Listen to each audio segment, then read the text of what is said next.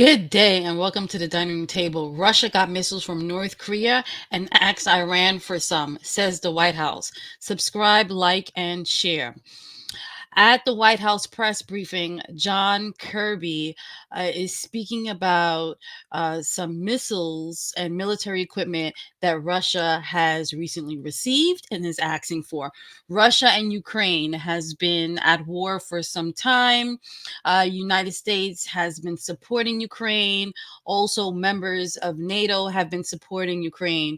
So this seems like some important news, and the United States seems a little concerned. Let's hear from John Kirby. Good afternoon, everybody. Over the course of 5 days around the New Year's holiday, Russia launched repeated waves of aerial attacks against Ukraine. These massive bombardments used drones and missiles to strike cities and civilian infrastructure all across the country. Strikes reportedly hit a maternity hospital, a shopping mall, residential areas, killing dozens of innocent people and injuring hundreds more. As Russia continues to launch these brutal attacks, the United States has new information to share about the support that Russia is receiving from third countries. Due in part to our sanctions and export controls, Russia has become increasingly isolated on the world stage, and they've been forced to look to like-minded states for military equipment. As we've been warning publicly, one of those states is North Korea. Our information indicates that the Democratic People's Republic of Korea recently provided Russia with ballistic missile launchers and several ballistic missiles. On the 30th of December, 2023, Russian forces launched at least one of these North Korean ballistic missiles into Ukraine. This missile appears to have landed in an open field in the Zaporizhia region. And on January 2nd, Russia launched multiple North Korean ballistic missiles into Ukraine, including as part of its overnight aerial attack. We're still assessing the impacts of these additional missiles. We're releasing a graphic here, which you can see behind me, that documents the launch of these missiles from Russia into Ukraine.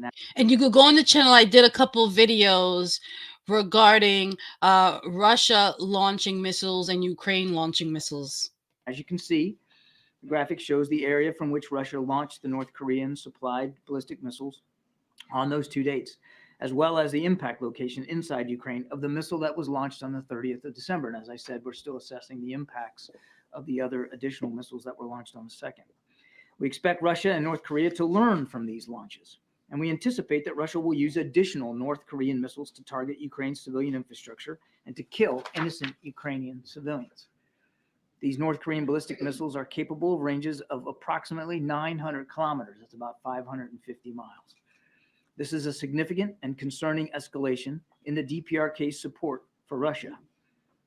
Now, in return for its support, we assess that Pyongyang is seeking military assistance from Russia, including fighter aircraft, surface-to-air missiles, armored vehicles, ballistic missile production equipment or materials, and other advanced technologies. This would have concerning security implications for the Korean Peninsula and the Indo-Pacific region. We've also said publicly that Russia is seeking to acquire close-range ballistic missiles from Iran. At this time, we do not believe that Iran has delivered close-range ballistic missiles to Russia. However, the United States is concerned that Russian negotiations to acquire close-range ballistic missiles from Iran are actively advancing. According to press reporting, in September of 2023, Iran's Revolutionary Guard Corps, the IRGC, hosted Russian Defense Minister Shoigu in Iran and showcased its Ababil close-range ballistic missile and other missile systems. This event marked the first public display of ballistic missiles to a senior Russian official visiting Iran since February 2022. More recently, in mid-December, the IRGC Aerospace Force deployed multiple ballistic missile and missile support systems to a training area inside Iran for display to a visiting Russian delegation. We assess that Russia intends to purchase missile systems from Iran. So in response to Russia's activities with Iran and North Korea, we are taking a range of steps with our allies and our partners. First, Russia's procurement of ballistic missiles from the DPRK directly violates multiple UN Security Council resolutions.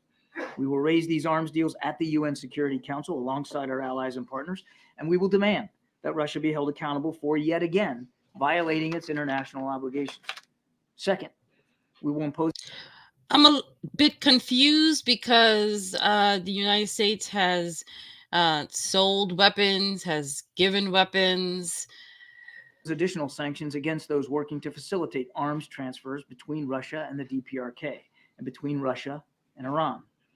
Third, we will continue to release information to the public and expose these arms deals as we are doing today, because we will not allow countries to aid Russia's war machine in secret. But here's the bottom line.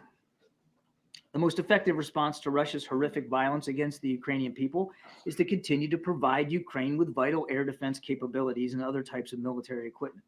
To do that, we need Congress to approve our supplemental funding request for Ukraine without delay. Russia is relying upon its friends to replenish its military stockpile. Oh, so here is the request for additional funding for Ukraine to go against Russia with their new missiles, so Ukraine can give Ukraine their equipment. And enable its war against Ukraine. Iran and the DPRK are standing with Russia. Ukrainians deserve to know that the American people and this government will continue to stand with them. So it's critical that Congress meets this moment and responds by providing Ukraine with what they need to defend themselves. The time for Congress to act is now.